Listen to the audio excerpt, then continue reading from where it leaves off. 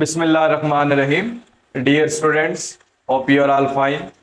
आज जो टॉपिक हम डिस्कस करने जा रहे हैं फर्स्ट ईयर केमिस्ट्री का चैप्टर केमिकल बॉन्डिंग और उसकी एक्सरसाइज है।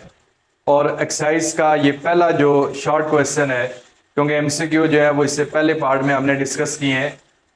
ये पार्ट 2 है जिसमें शॉर्ट और लॉन्ग क्वेश्चन को डिस्कस किया गया है। तो देखें स्टूडेंट्स, सबसे पहला क्वेश्चन है, The table shows the atomic number and boiling point of some noble gases. Atomic number लिखे हुए हैं, ये थोड़ा सा मिस्टेकनली एटॉमिक नंबर में ना ये -12 हीलियम में, -110 नियॉन में, -118 आर्गॉन। तो ये बेसिकली एटॉमिक नंबर्स हैं। -1 सब के आगे से काट दें तो हीलियम का एटॉमिक नंबर 2, नियॉन का 10, आर्गॉन का 18, क्रिप्टॉन का 36 और जेनॉन का 54। स्टूडेंट नीचे बॉइलिंग पॉइंट है। पहला क्वेश्चन है, explain this trend in boiling point. तो देखें बॉइलिंग पॉइंट, पहली तो बात ये है कि नेगेटिव में जितनी वैल्यू बड़ी होगी उतनी छोटी है। तो -253 से जब आप -107 आते हैं तो बॉइलिंग पॉइंट इंक्रीज हो रहा है। और आपने आंसर क्या लिखना है, melting and boiling point of noble gases increases from top to bottom in group due to increase in size and stronger London dispersion forces. देखें ये नॉन पोलर मॉलिक्यूल्स हैं और इनके अंदर होती हैं लॉन्डन डिस्पर्शन फोर्सेज। और लॉन्डन डिस्पर्शन फोर्सेज साइज के डायरेक्टली प्रोपोर्शनल हैं, तो down the group size increase होता है तो मेल्टिंग और बॉइलिंग पॉइंट भी इंक्रीज होते जाएंगे। तो स्टूडेंट इसको अगर आपने डिटेल में देखना है, इसी प्लेलिस्ट में एक टॉपिक है टाइप्स ऑफ इंटरमॉलिक्यूलर फोर्सेस, उसमें एक पार्ट होगा लॉन्डन डिस्पर्शन फोर्सेस, वहां पे ये डिटेल में होगा। उसके बाद सेकंड पार्ट है, draw dot and cross diagram for xenon tetrafluoride. अच्छा student, dot and cross diagram आपने 9-10 में भी इसके बारे में पढ़ा हुआ है, तो ये बिल्कुल उसी तरह ही ड्रा करना है, इसमें एक्स्ट्रा आपने कुछ नहीं लिखना। फिर तीसरा पार्ट है, suggest A shape for xenon tetrafluoride, explain why you choose this shape. देखिए स्टूडेंट, जनरली जितनी भी नोबल गैसेस हैं उनकी वैलेंस एंड इलेक्ट्रॉनिक कन्फिगरेशन है NH2 NP6 एक्सेप्ट हीलियम, उसमें सिर्फ NH2 है। अब ग्राउंड स्टेट में 2 इलेक्ट्रॉन S के अंदर है और 6 इलेक्ट्रॉन P में है, जिनमें 2 PX में है, फिर 2 PY में और फिर 2 PZ में। स्टूडेंट जब ये बॉन्डिंग बना रहा होता है तो ये फिर इसका तो आउटर मोस्ट सेल में कोई भी हाफ फील्ड इलेक्ट्रॉन नहीं है, तो वेबिटी के रेफरेंस से देखा जाए इससे तो बॉन्ड ही नहीं बनाना चाहिए, लेकिन ये हमेशा 4 बॉन्ड बना सकता है। तो देखिए इसमें क्या होगी कि फिर ग्राउंड स्टेट के बाद दूसरी स्टेट लिखते हैं एक्साइटेड। एक इलेक्ट्रॉन PX से और एक PY से, यहां से ये मूव करे जाते हैं D ऑर्बिटल में। D के 5D जनरेट ऑर्बिटल हैं, DXY, DYZ, DXZ, DX² -Y² और DZ²। तो स्टूडेंट देखें, अब 4 अनपेयर्ड इलेक्ट्रॉन है तो ये 4 बॉन्ड बना सकता है। और इसकी हाइब्रिडाइजेशन कौन सी है, 2 D के ऑर्बिटल होते हैं, एक S का होता है और 3 P के, इसको कहते हैं D2sp3। अब स्टूडेंट आपने ना AB6 टाइप पढ़ी है वेस्पर थ्योरी में, तो इसमें भी इलेक्ट्रॉन पेयर 6 हैं, 1 2 3 4 5 एंड 6। तो 4 बॉन्ड पेयर हैं, 2 लॉन पेयर हैं। तो जब लॉन पेयर आ जाए तो आपको पता है कि फिर मॉलिक्यूल की जो ज्योमेट्री है वो जनरल जो इसके टाइप है उससे चेंज हो जाती है, तो लॉन पेयर को काउंट नहीं करते बीच में। तो ये 4 फ्लोरीन है, तो इसकी जो शेप है वो कौन सी होती है, स्क्वायर प्लेनर शेप इसे कहते हैं। फिर इसके बाद शेप ऑफ NH3, ये आपने वेस्पर थ्योरी में पढ़ी हुई है। नाइट्रोजन 3 हाइड्रोजन से बॉन्ड बना रहा है, हाइब्रिडाइजेशन कौन सी होती है, sp3, बॉन्ड एंगल 107.5, शेप का नाम होता है ट्राइगोनल पिरामिडल। लॉन पेयर एक ही है, बॉन्ड पेयर देखें 1 2 3 बॉन्ड है तो 3 बॉन्ड पेयर है। तो ये वेस्पर थ्योरी में बड़ी डिटेल में डिस्कस है ये। फिर फोर्सेज इन अमोनिया मॉलिक्यूल। देखें स्टूडेंट, हमने पढ़ा था कि आप एक टॉपिक देख लें, हाइड्रोजन बॉन्डिंग। हाइड्रोजन बॉन्डिंग के लिए 4 एटम्स होते हैं, जिसमें हाइड्रोजन है, ऑक्सीजन, नाइट्रोजन एंड फ्लोरीन, जो कि हाइड्रोजन बॉन्डिंग में यूज होते हैं। तो अगर 2 अमोनिया के मॉलिक्यूल्स हैं तो इनमें नाइट्रोजन और हाइड्रोजन के दरमियान हाइड्रोजन बॉन्डिंग होती है। फिर इसके बाद अमोनिया और एल्युमिनियम क्लोराइड के मॉलिक्यूल में कोऑर्डिनेट कोवेलेंट बॉन्ड बताना है। तो स्टूडेंट इसका भी अगर आप टॉपिक देख लें कोऑर्डिनेट कोवेलेंट बॉन्ड, तो उसमें NH3 और BF3 के दरमियान है, ये NH3 और AlCl3 के दरमियान है। NH3 pair of electron donate कर रहा है, AlCl3 उसको एक्सेप्ट कर रहा है। कोऑर्डिनेट कोवेलेंट बॉन्ड आएगा, एरो से शो करेंगे, पार्शियल पॉजिटिव और पार्शियल नेगेटिव चार्ज आएगा। फिर क्वेश्चन नंबर 4 है electronegativity values can be used to predict polarity of a bond. देखिए 3 फैक्टर याद कर लें। अगर इलेक्ट्रोनेगेटिविटी की वैल्यू 1.8 से ज्यादा है ना, डिफरेंस जो है, तो वो आयनिक बॉन्ड होता है, और अगर 0.4 से कम है तो वो कोवेलेंट बॉन्ड है और नॉन पोलर कोवेलेंट बॉन्ड है। कोवेलेंट बॉन्ड की 2 टाइप्स हैं, एक पोलर और दूसरा नॉन पोलर। यानी 1.8 से अगर ज्यादा है तो बॉन्ड आयनिक है, 1.8 से कम है तो बॉन्ड कोवेलेंट है। फिर 0.4 से अगर कम है तो वो नॉन पोलर कोवेलेंट बॉन्ड है, और अगर 0.4 और 1.8 के दरमियान है तो वो कौन सा है, पोलर कोवेलेंट बॉन्ड। तो स्टूडेंट इलेक्ट्रोनेगेटिविटी की वैल्यूज गिवन है, आयोडीन की होती है 2.5, हाइड्रोजन की होती है 2.1, तो डिफरेंस आएगा 0.4। तो 0.4 और 1.8 में तो ये कौन सा होता है, पोलर कोवेलेंट बॉन्ड है। अब स्टूडेंट ये पोलर तो है लेकिन इतना ज्यादा पोलर नहीं है, बड़ा वीकली पोलर आप कह सकते हैं, बिल्कुल बॉर्डर लाइन पे है। फिर फ्लोरीन और आयोडीन, फ्लोरीन है 4, आयोडीन 2.5, तो ये अगर आप डिफरेंस निकालेंगे तो आ जाएगा 1.5। तो ये बी पोलर कोवेलेंट बॉन्ड है क्योंकि ये 0.4 और 1.8 के दरमियान है। फिर कार्बन क्लोरीन, क्लोरीन की इलेक्ट्रोनेगेटिविटी है 3, कार्बन 2.5, और ये डिफरेंस आएगा 0.5, तो ये भी पोलर होगा लेकिन इतना ज्यादा पोलर नहीं है, लेकिन फिर भी पोलर कैटेगरी में आएगा। उसके बाद student describe the shape of this ICl3 molecule, also mention bond angle in it.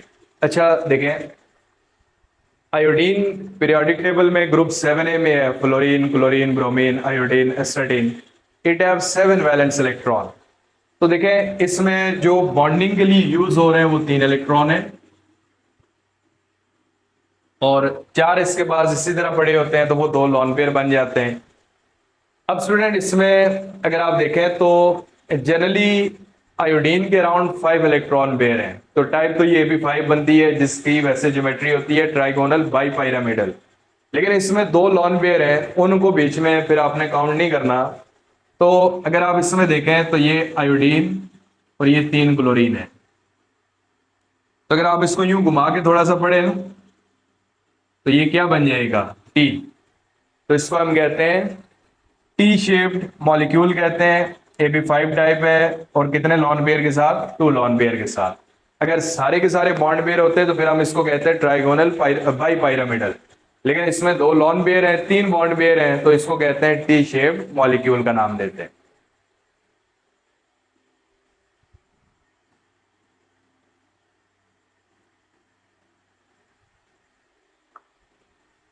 और स्टूडेंट इसमें बॉन्ड एंगल देख लें, इस क्लोरीन का 90 है, और ये जो ऊपर और नीचे क्लोरीन है इनका आपस में 180 डिग्री होता है।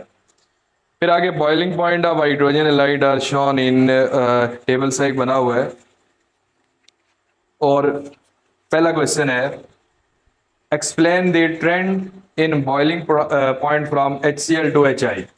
देखिए स्टूडेंट सबसे ज्यादा स्ट्रॉन्ग बॉइलिंग सबसे ज्यादा जो बॉइलिंग पॉइंट है HF का है, उसके बाद HI, फिर HBr और फिर HCl का। HF का क्यों ज्यादा होता है, हमने एक पॉइंट हाइड्रोजन बॉन्डिंग वाले टॉपिक में पढ़ा था। HF, NH3 और वाटर का अपनी रेस्पेक्टिव सीरीज में बहुत ज्यादा बॉइलिंग पॉइंट हाई होता है because of the presence of hydrogen bonding. तो हाइड्रोजन बॉन्डिंग की वजह से HF का बॉइलिंग पॉइंट सबसे ज्यादा है। अब इन 3 में से HI का क्यों ज्यादा है, boiling point of HI is greater than HCl and HBr because it have very large size and strong London dispersion forces। देखिए HI जो है आयोडीन का साइज बहुत ज्यादा लार्ज होता है, तो इनके मॉलिक्यूल्स यानी HI में इतनी स्ट्रॉन्ग फोर्सेस होती हैं कि इनका साइज बहुत ज़्यादा होता है और लॉन्डन डिस्पर्शन फोर्सेस स्ट्रांग होती हैं, तो इसके जो मेल्टिंग और बॉइलिंग पॉइंट है HBr और HCl से ज़्यादा होते हैं। तो सबसे ज़्यादा HF का है, फिर HI, HBr और HCl। फिर स्टूडेंट लास्ट पे CCl4। इसमें उसने कहा हुआ है कि टेट्राक्लोरोमीथेन ये नॉन पोलर है, डायग्राम बताएं और बताएं क्यों नॉन पोलर है। देखिए स्टूडेंट, एक हमने डायग्राम पहले भी डिस्कस की थी डाइपोल मोमेंट वाले टॉपिक में, और ये पूरा एक पॉइंट मैंने डिटेल में बताया हुआ उसी टॉपिक में कि कुछ ऐसे बॉन्ड्स हैं जिनमें, या कुछ ऐसे मॉलिक्यूल हैं जिनमें बॉन्ड्स पोलर हैं but still they are non polar in nature, क्योंकि जितना अट्रैक्शन राइट से आ रहा है उतना ही कहाँ से आ रहा है, लेफ्ट साइड से, तो ये एक दूसरे के इफेक्ट को कैंसिल आउट कर देंगे। तो देखें यहाँ पे चारों क्लोरीन है और चारों की एक जैसी फोर्स है, तो फिर ये सारे एक दूसरे के इफेक्ट को कैंसिल आउट कर देंगे। और इसमें क्या रीजन बताएंगे, due to symmetry in structure, ठीक है, because it have polar bonds but still it is non polar in nature because of symmetry in its structure. और आप ये भी साथ लिख सकते हैं कि इसकी जो डाइपोल मोमेंट है वो कितनी होती है, 0 d/। उसके बाद स्टूडेंट क्वेश्चन नंबर 5 है, hydrogen sulphide is a covalent bond, explain the covalent compound, explain the type of its hybridization and also write bond angle, also show on your diagram the partial charge atom, positive negative arrow showing the exact direction of dipole as a whole। देखें इसमें hybridisation sp3 है क्योंकि 2 bond pair है और 2 बल्कि 2 sigma bond है, 2 lone pair है, तो ये टोटल 4 आंसर आएगा। तो ये एक लेक्चर इसी प्लेलिस्ट में है, हाउ टू डिटरमाइन हाइब्रिडाइजेशन, तो उसमें ने ये पूरा डिटेल में दिया हुआ है।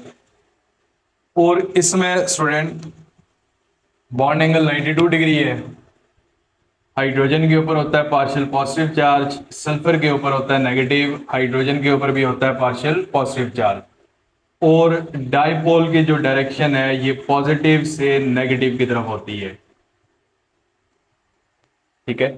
तो हाइब्रिडाइजेशन sp3 है और बॉन्ड एंगल कौन सा होता है, 92 डिग्री का होता है। स्टूडेंट सल्फर की इलेक्ट्रॉन एक्टिविटी होती है 2.58, हाइड्रोजन की होती है 2.1। तो ज्यादा इलेक्ट्रॉन एक्टिविटी होने की वजह से सल्फर का चार्ज पार्शियल नेगेटिव होता है और हाइड्रोजन का पार्शियल पॉजिटिव। उसके बाद oxygen, sulphur, selenium are in same group in the periodic table, explain why hydrogen selenium has a higher boiling point than hydrogen sulphide. Student hydrogen selenium almost non polar है या weekly polar है, इसका size बहुत ज्यादा large होता है, तो उसमें जो लॉन्डन डिस्पर्शन फोर्सेस हैं बहुत ज्यादा स्ट्रांग होती हैं, और हाइड्रोजन सल्फाइड में वीक फोर्सेस होने की वजह से हाइड्रोजन सेलेनियम का जो मेल्टिंग बॉइलिंग पॉइंट है वो काफी ज्यादा होता है। H2SE is very large size molecule and it have very strong London dispersion forces, so it have higher melting and boiling point than hydrogen sulfide। इसमें strong forces है और इसमें weak forces होती हैं। एक और क्वेश्चन है कि why water boiling point is higher than hydrogen sulfide, या रूम टेम्परेचर पे वाटर लिक्विड फॉर्म में होता है और हाइड्रोजन सल्फाइड गैसियस फॉर्म में, इसकी क्या वजह होती है, बिकॉज वाटर के अंदर होती है हाइड्रोजन बॉन्डिंग, हाइड्रोजन सल्फाइड में होती है डाइपोल डाइपोल फोर्सेस, तो ये हाइड्रोजन बॉन्डिंग इतनी ज़्यादा स्ट्रांग होती है कि ये वाटर का बॉइलिंग पॉइंट भी ज़्यादा है और रूम टेम्परेचर पे ये लिक्विड फॉर्म में है, और हाइड्रोजन सल्फाइड का बॉइलिंग पॉइंट भी कम है और रूम टेम्परेचर पे गैसियस फॉर्म में है। उसके बाद student describe the shape of carbon dioxide molecule, तो ये आपके सामने है, बॉन्ड एंगल 180 है, टाइप AB2 होती है और ज्योमेट्री कौन सी होती है, लीनियर। उसके बाद water is extensively hydrogen bonded, this give its anomalous properties, explain why ice is less denser than liquid water.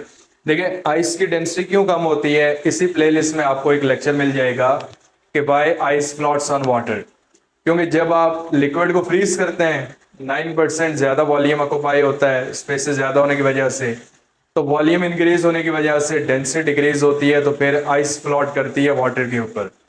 Peculiar behaviour कैसा है, कि देखें जितने भी लिक्विड है ना, आप उनको जब फ्रीज करते हैं तो उनका वॉल्यूम डिक्रीज होता है और डेंसिटी इंक्रीज होती है। वाटर का थोड़ा सा चेंज है कि जब आप इसको फ्रीज करते हैं तो इसका वॉल्यूम इंक्रीज होता है और डेंसिटी इसकी कम हो जाती है, तो इसलिए पिकुलर बिहेवियर है। कुछ और भी है कि इसकी मेल्टिंग और बॉइलिंग पॉइंट वाटर के बहुत ज्यादा है हाइड्रोजन बॉन्डिंग की वजह से। हाई हीट ऑफ वेपराइजेशन, यानी जल्दी से वेपोरेट नहीं होता, गैस में नहीं कन्वर्ट होता। देखें अगर वाटर के वेपोराइजेशन कम होते तो हमारी बॉडी में जितना भी मॉइस्चर है ना, वो सनलाइट की वजह से सारा वेपोरेट हो जाता, तो फिर शायद हम लोग भी इस तरह से एग्जिस्ट ना कर पाते। या इसी तरह जितने भी रिवर्स हैं, ओशियंस हैं, वो सारे के सारे क्या हो जाते हैं, वेपोरेट हो जाते हैं। ग्राउंड वाटर ही खत्म हो जाता, तो फिर हम कैसे पानी पीते, ड्रिंक कहाँ से करते। फिर इसी तरह lesser density of ice than liquid water and high heat capacity. Heat capacity होती है कि इसका टेम्परेचर राइज करने के लिए आपने अगर 1 डिग्री भी इसका टेम्परेचर राइज करना है तो हमें बहुत ज्यादा क्वांटिटी ऑफ हीट इसको प्रोवाइड करनी पड़ेगी। तो ये कुछ पिकुलर बिहेवियर हैं या एनॉमलस बिहेवियर है वाटर के because of hydrogen bonding. Propanone has structure below when dissolved with form hydrogen bond, और इसकी डायग्राम बनाए। देखिए प्रोपेनॉन का एक दूसरा नाम होता है, इसको प्रोपेनॉन भी कहते हैं या एसीटोन भी कहते हैं। तो स्टूडेंट देखें ये एसीटोन है वाटर, तो इनके दरमियान होती है हाइड्रोजन बॉन्डिंग। तो इसी हाइड्रोजन बॉन्डिंग की वजह से एसीटोन जो है it is soluble in water. फिर उसके बाद propanone has a double bond, one of the bond is a sigma and the other is pi bond. Explain the difference between sigma and pi bond in terms of how they are form.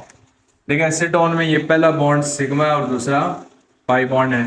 तो student एक पूरा lecture है sigma और pi bond के difference के बारे में, वो आप देख सकते हैं इसी प्लेलिस्ट में। और थोड़ी सी चीजें मैं बता देता हूँ। पहला बॉन्ड जो होता है वो सिग्मा है, उसके बाद जितने भी बॉन्ड बनते हैं वो पाई बॉन्ड होते हैं। सिग्मा हेड ऑन ओवरलैपिंग से बनता है और pi bond sidewise overlapping से बनता है। फिर आगे copy the diagram then completely show the shape of electron cloud in sigma and pi bond. अच्छा इसमें सिग्मा भी है, पाई बॉन्ड है, तो ये फिर इथीन का मॉलिक्यूल हो जाएगा क्योंकि दो दो बॉन्ड बने हुए हैं, दो बीच में और रह जाएंगे। अब स्टूडेंट उसने कहा हुआ है कि इलेक्ट्रॉन क्लाउड के बारे में आपने बताना है। देखिए स्टूडेंट जो सिग्मा बॉन्ड होता है ना, उसमें जो इलेक्ट्रॉन डेंसिटी होती है it is around the bond axis, यानी एक ऐसी लाइन जो 2 एटम के न्यूक्लियस को ज्वाइन करती है ना, उसको कहते हैं बॉन्ड एक्सिस। यानी ये जो लाइन है इसको कहते हैं बॉन्ड एक्सिस। यानी आपने इसको बॉन्ड नहीं समझना, मैं वैसे ड्रा कर रहा हूं कि एक ऐसी लाइन जो 2 बॉन्डेड एटम के न्यूक्लियस को मिलाए उसको कहते हैं बॉन्ड एक्सिस। अब जो सिग्मा बॉन्ड की इलेक्ट्रॉन क्लाउड होते हैं ना, जो इलेक्ट्रॉन डेंसिटी होती है, जो इलेक्ट्रॉन घूम रहे होते हैं, ये सिग्मा बॉन्ड के हैं, इनको हम लिखते हैं कि दे आर प्रेजेंट या इलेक्ट्रॉन क्लाउड इज प्रेजेंट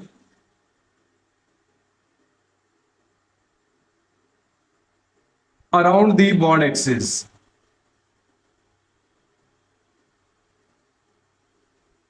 कि बॉन्ड एक्सिस के अराउंड होगा। अराउंड की क्या मीनिंग है कि जिस तरह ये एक बॉन्ड बना हुआ ना सिग्मा, तो इलेक्ट्रॉन डेंसिटी इसी के सराउंडिंग में है, कहीं आगे पीछे या दाएं बाएं नहीं है। जो स्टूडेंट पाई बॉन्ड होता है इसमें जो साइड वाइज ओवरलैपिंग होती है, तो जो इलेक्ट्रॉन डेंसिटी होती है पाई बॉन्ड में it is above and below the bond axis. ठीक है, जो इलेक्ट्रॉन क्लाउड है it is above and below the bond axis. ठीक है, तो जो सिग्मा बॉन्ड की इलेक्ट्रॉन डेंसिटी है, जो इलेक्ट्रॉन क्लाउड है, it is around the bond axis, यानी बॉन्ड एक्सिस के साथ साथ है। और जो पाई बॉन्ड है it is about the bond axis and below the bond axis. तो स्टूडेंट अगर आप सिग्मा पाई बॉन्ड का डिफरेंस देखें तो काफी सारी चीजें आपकी वहां से क्लियर हो जाएंगी, क्योंकि पाई बॉन्ड साइड वाइज ओवरलैपिंग से बनता है, आधा ऊपर ओवरलैप होता है और आधा इसमें नीचे हो जाएगा। ठीक है, फिर इसके बाद इथाइन का मॉलिक्यूल है, बल्कि इसके बाद क्वेश्चन नंबर 8 है energies of orbital can be explained bye. अच्छा स्टूडेंट, ये क्वेश्चन नंबर 8, 10 ये आप मॉलिक्यूलर ऑर्बिटल के 4 लेक्चर मैंने अपलोड किए हैं, उन 4 में देखें तो ये सारी बातें आपको मिल जाएंगी। फिर 9 वाला जो क्वेश्चन है, carbon can make a bond with hydrogen to form ethyne, bond energy of carbon is same although 2s and 2p orbital are involved which have different energies। ठीक है, और इसकी formation on the basis of hybridisation, ये तो student आपको मिल जाएगा। sp hybridisation जब आप देखेंगे तो ये एग्जांपल आपको मिल जाएगी, लेकिन एक बात इसने जो वहां पे मैंने नहीं बताई कि इस कार्बन की जो हाइब्रिडाइजेशन है ये sp हाइब्रिडाइजेशन है।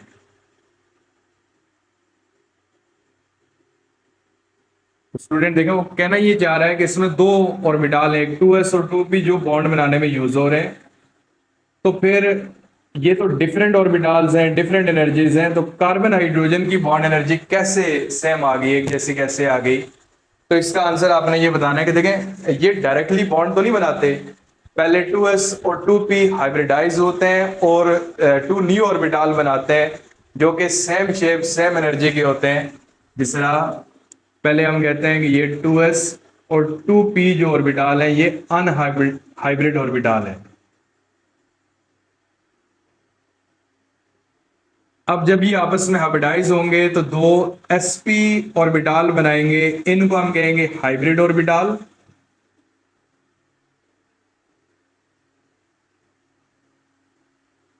अब देखें स्टूडेंट, हाइब्रिड ऑर्बिटल है ना, फिर इनकी एनर्जी भी सेम है और शेप भी सेम है, तो फिर ये जो हमारे पास बॉन्ड बनेगा कार्बन हाइड्रोजन का, तो उसकी भी बॉन्ड एनर्जी सेम होगी। तो इसका आंसर आप क्या लिखेंगे? Because 2s and 2p orbitals intermix to form 2 sp hybrid orbitals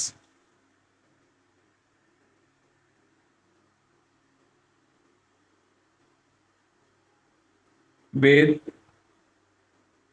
same shape and energy, so bond energy of carbon into hydrogen bond is also same।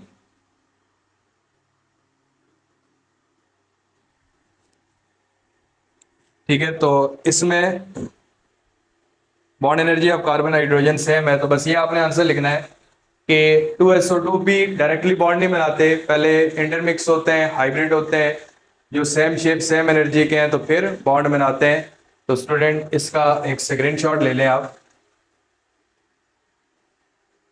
तो देखें, आज जितने भी बातें हमने डिस्कस की हैं, कोई भी पॉइंट अगर क्लियर नहीं है तो आप कमेंट बॉक्स में पूछ सकते हैं, तो इंशाल्लाह आपको आंसर किया जाएगा।